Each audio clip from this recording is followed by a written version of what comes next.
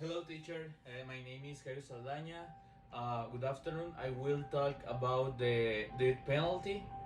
I will talk about the history of the death penalty in Mexico. Is very old and deeply rooted. It has been known since pre-Columbian culture.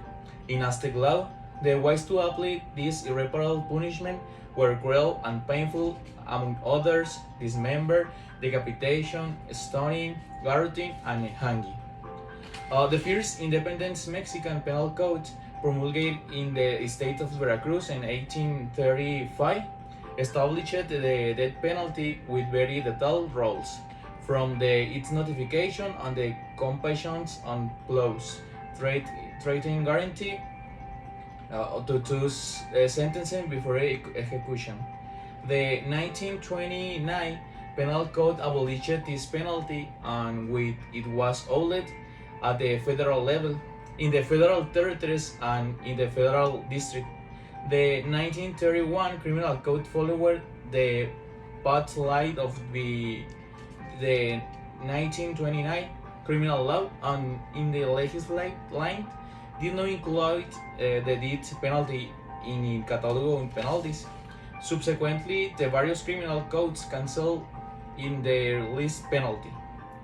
Uh, the international instruments that are against the death penalty: first, the second optional protocol to the International Convention on Civil and Political Rights, specifically address the abolition of the death penalty.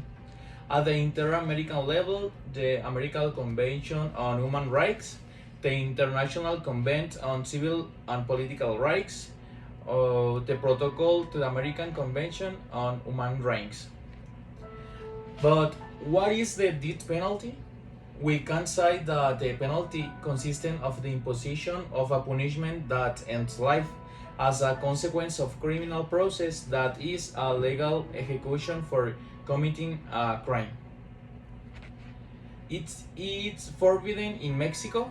In Mexico, the death penalty is prohibited in our constitution in its article 22.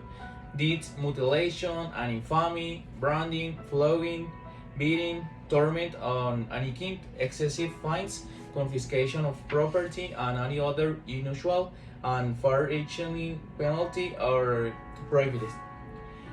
I am in a favor of the death penalty, and I will present 10 of the reason. um, Social reintegration.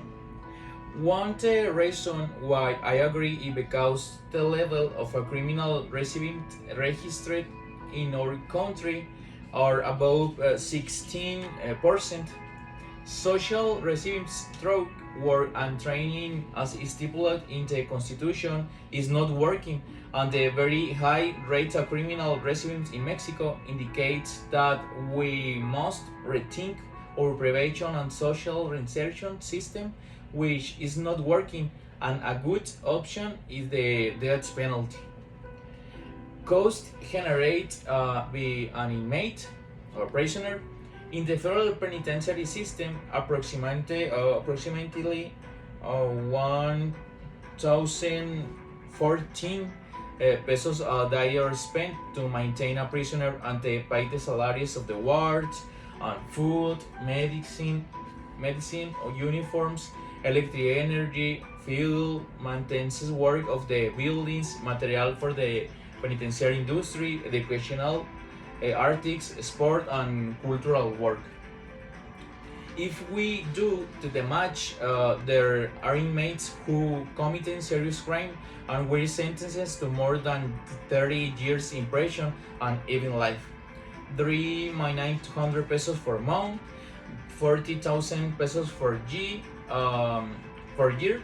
and in 30 year sentence that will be on 1,411,200 pesos. These amounts are only for the fine. I am emphasizing that is a person who already went through a whole criminal legal process, and in which several judges found him guilty of a crime. We are not talking about someone who is innocent.